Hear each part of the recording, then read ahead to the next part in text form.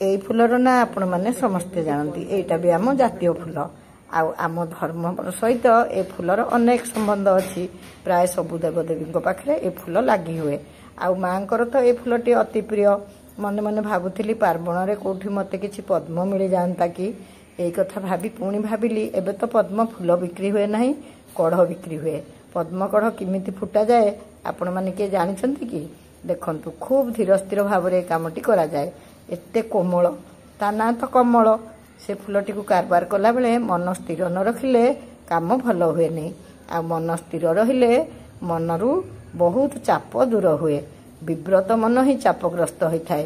ତେଣୁ ମଝିରେ ମଝିରେ ଏଇସବୁ କାମ କରିବାକୁ ମୁଁ ଆପଣମାନଙ୍କୁ ଉତ୍ସାହିତ କରେ।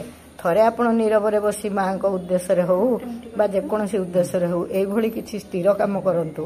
ଦେଖିବେ ଆପଣ କେତେ ଚାପମୁକ୍ତ ହେବେ ଆଉ ଆନନ୍ଦ ଅନୁଭବ କରିବେ।